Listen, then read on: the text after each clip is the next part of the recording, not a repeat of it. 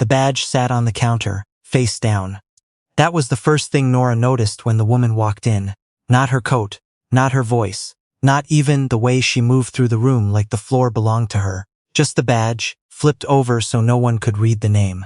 Nora filed it away and said nothing. She had been working the front desk at Meridian General for 11 months. Long enough to know which surgeons wanted their coffee black, which residents cried in the stairwell on Thursdays, and which visitors thought the woman behind the desk was just part of the furniture. She had learned to sort people quickly, not out of judgment, but out of necessity. The lobby of a hospital moved fast. You had to read people before they reached you. The woman with the flipped badge was named Alexis.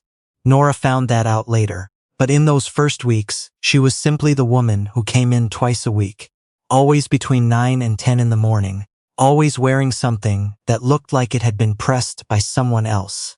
She had the kind of posture that came not from yoga or discipline, but from a life spent being looked at. Her chin was always slightly elevated, not arrogant exactly.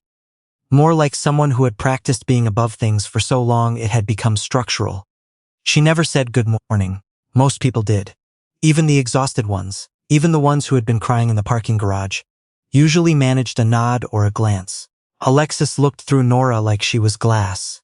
She would stop at the desk to pick up her visitor pass, slide her ID across the surface without making eye contact, and wait with the specific brand of impatience that said her time cost more than yours. The first time it happened, Nora assumed she was having a bad day. The second time, she started to understand. "I left a message yesterday," Alexis said one morning, not looking up from her phone. "About the parking validation. Did someone follow up on that?" Nora checked the log. "I don't see a message under this name. Let me look under the number you called from. It should be there. I'm looking right now," Nora typed. "I don't see it, but I can absolutely help you with the validation today. Can I get your license plate?" Alexis finally looked at her. It wasn't a warm look. It was the look of someone reassessing a situation they had expected to resolve itself. "I gave it last time. We don't keep plates on file past the visit for privacy reasons. Just one moment. This is why I left a message." She set her phone down on the counter, face up, like a statement, "So I wouldn't have to go through this again." Nora handed her the validation slip. She said, "Have a good morning," and meant it as neutrally as it is possible to mean something. Alexis took the slip and walked away without a word. The woman she was visiting was Dr. Harold Stein, one of the senior cardiologists on the 4th floor. Nora knew him the way she knew most of the attendings, by name, by floor, by how he treated the people who worked beneath him. Harold was not unkind, exactly, but he was the type of man who had spent 40 years being deferred to and had come to mistake that deference for affection. He had a wife somewhere. Nora had seen a photograph on his desk once, passing through with a delivery, and Alexis was not her. This was not Nora's business. She kept it filed in the part of her mind marked context, not commentary, and left it there. But Alexis came back, and each time she did, the interactions at the front desk got smaller and sharper, like a blade being slowly honed. In March, she asked Nora to call up to Harold's office to let him know she'd arrived. Nora did. Harold's assistant said he was in a procedure. Nora relayed this. Alexis stared at her like she'd said something offensive. "He knew I was coming. I understand." His assistant said, "He's in the middle of a procedure.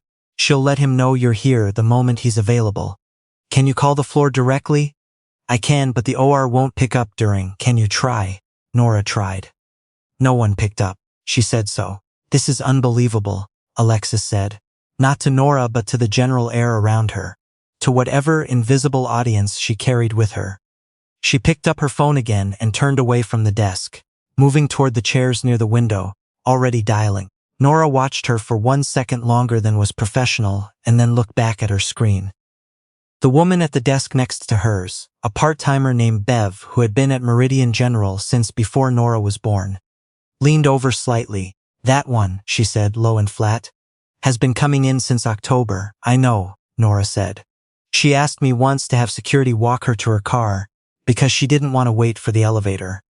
"Security?" Bev shook her head slowly, the way people shake their heads at weather. "I told her we only do that for patients with mobility issues or documented safety concerns." She looked at me like I'd suggested she swim to the parking garage. Nora said nothing, but something tightened in her chest. Not anger. Not yet. Something quieter, more patient. The feeling of being watched by a camera that isn't recording. April brought a shift in things. Harold had some kind of procedure scheduled on a Tuesday, not a surgery but a consultation that ran long, and Alexis arrived to find him still occupied. She waited 40 minutes. By the time she stood to leave, something had curdled in her. She stopped at the front desk on her way out. "What's your name?" she asked. Nora looked up. "Nora, Nora." Alexis said it the way people repeat a name when they're collecting it for later. "How long have you been at this desk?" "About a year.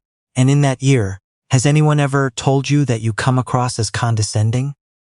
The lobby was not loud, but it was never silent. There were always footsteps and elevator tones, and the ambient sound of a place where people came with serious things on their minds. In that moment, Nora heard all of it. She kept her face still. "I don't believe I've been condescending today, but I'm sorry if something I said came across that way. The way you explain things." Alexis tilted her head slightly, like you're talking to someone who doesn't understand how a hospital works. "I've been coming here for months. I understand. I'll keep that in mind." Alexis looked at her for another moment, then left.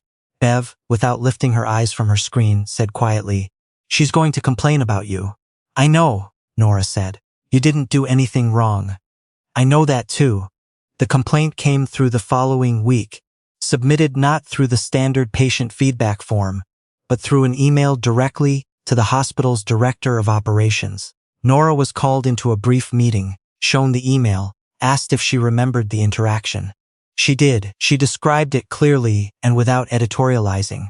Her supervisor, a careful woman named Rita, who had been doing this job for 20 years, listened and said she would look into it. Nothing came of it, officially, but Nora noticed that after that her name badge felt heavier. She checked it reflexively now, when she sat down each morning, the way you check a door to make sure it's locked.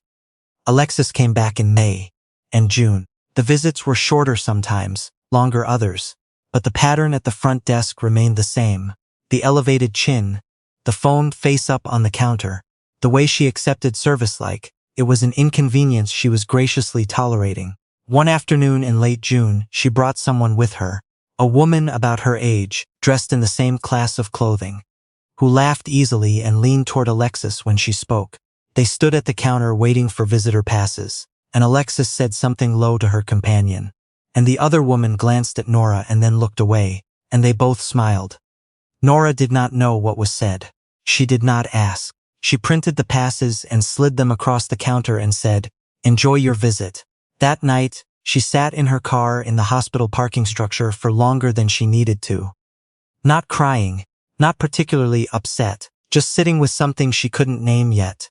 Something that had weight but no clear shape. She thought about the woman at Walmart, who had helped her find her mother's medication last winter, and had been so steady and so kind, that Nora had thought about her for days afterward. She thought about the way certain people moved through the world, as if the people serving them were a kind of infrastructure. Present, functional, invisible. She drove home, she made dinner, she went to sleep. July came with heat that pressed down on the city like something that meant it. Alexis arrived one morning looking pulled thin, the kind of tired that lives behind the eyes. Harold had apparently been unwell. Nora had heard something through the floor grapevine, nothing confirmed, the usual hospital whisper chain. Whatever it was, it had made Alexis's visits more frequent and less composed. She stood at the counter and said, without preamble, "I need to go directly up." "I know which floor. I still need to issue a pass," Nora said.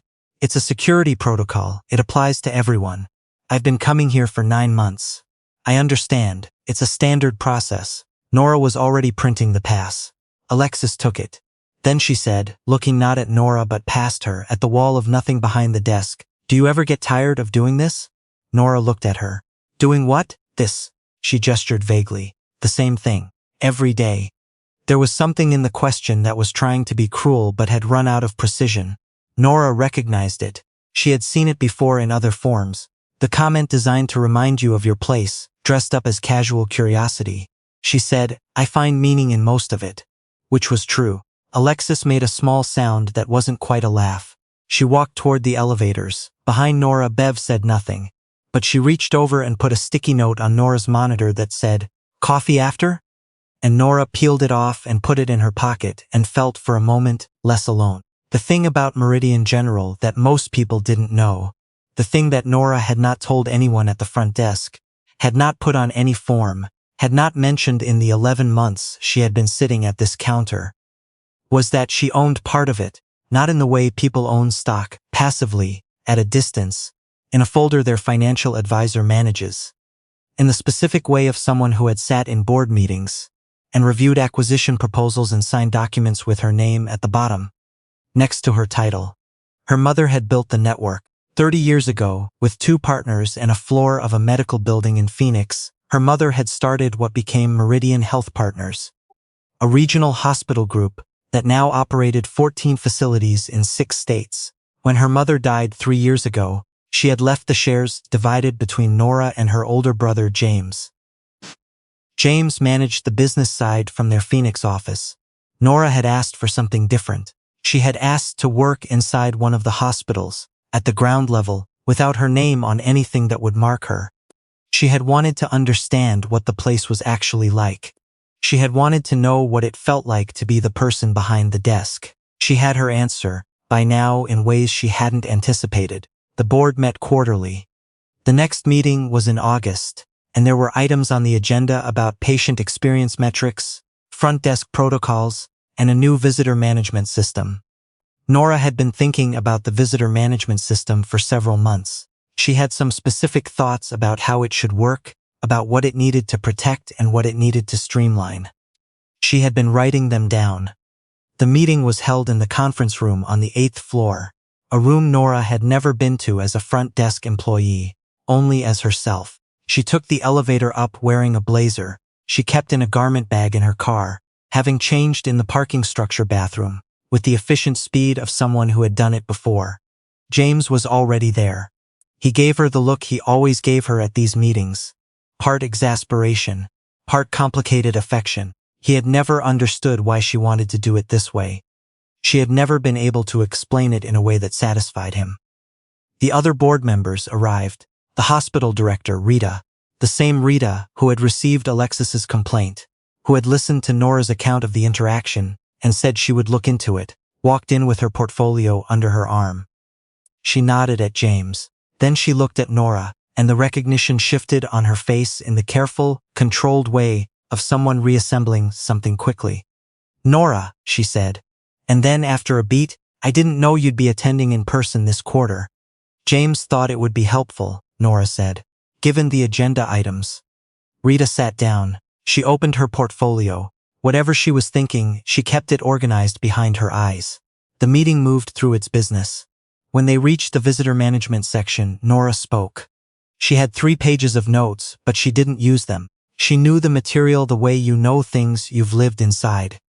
Not from the outside looking in, but from standing in the middle of it every day for a year, watching where the friction was, where the gaps were, where the policy bumped up against the actual human texture of the work. She talked about security.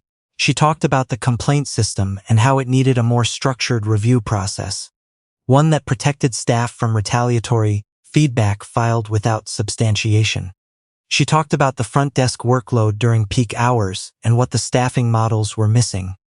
She did not mention Alexis by name. She did not mention any specific incident. She talked about patterns. James watched her from across the table with an expression she had seen on his face exactly twice before. Once when she had convinced their mother to expand into a second state, and once when she had been right about something he'd been sure she was wrong about. Alexis came back in September. She did not know about the August meeting. She did not know about the board, or the shares, or the garment bag in the parking structure. She walked into the lobby on a Wednesday morning in the same coat she had worn all winter, and she stopped at the front desk, and she waited for Nora to look up. Nora looked up. "Good morning," Nora said. "Can I get your ID?" Alexis slid it across. She looked tired. Not the pulled, thin tired of July, but something heavier, more settled. Harold had apparently had a serious cardiac episode in August. Nora had heard from the floor, confirmed enough. He was recovering, but slowly. Things had changed in the way that serious illness changes things, rearranging the furniture of a life without asking. Nora printed the pass. Alexis took it. She stood there for a moment holding it, not moving toward the elevators. Then she said, quietly, "Is there somewhere I can sit before I go up? Somewhere quieter than the main lobby?" Nora paused. Then she said, "There's a family waiting area on 2. It's usually not crowded in the mornings. You can take the elevator right there." She pointed. Alexis looked at where she was pointing. She nodded. She didn't say thank you. But she didn't move immediately either. She stood there for another second, the visitor pass in her hand, and Nora had the distinct and unexpected sense that the woman was not trying to decide where to go, but was simply not ready to go anywhere yet. "Take your time," Nora said. Not warmly, but not without care. The way you say something true without making it into more than it is. Alexis walked toward the elevator. She pressed the button. She waited. Bev came back from break and settled into her chair and looked at the elevator and then at Nora. She looked different today. "Yeah," Nora said. "Still didn't say thank you." "No," Nora said. She didn't. She turned back to her screen. There was a new intake form in the queue. A delivery expected at 11. A vendor call she needed to return before noon. The lobby moved around her the way it always did, with its ordinary urgency, its small unremarkable weight. She had not told Bev. She had not told anyone here. She wasn't sure she would, and she wasn't sure she needed to. The point had never been the reveal. The point had been to know, to really know, without the filter of a title or an office or someone holding the door open for her because of her name. She knew now. She thought about the complaint Alexis had filed. She thought about Rita's face in the August meeting, reorganizing itself quietly. She thought about the 11 months behind this counter, and what they had cost her, and what they had given her, and how those two things were not as separate as she might have expected. Outside, through the glass lobby doors, the city moved in the particular way of a Wednesday morning. Unhurried in some places, urgent in others, indifferent to the distinction. People came in carrying things. People left carrying other things. The work was the same every day, and it was never exactly the same. Nora answered the phone on the second ring. "Meridian General, this is Nora. How can I help you?" She meant it. She had always meant it. That, she had decided, was the thing that couldn't be taken from you. Not by a complaint filed in bad faith. Not by a woman who looked through you like glass. Not by any amount of being made to feel small.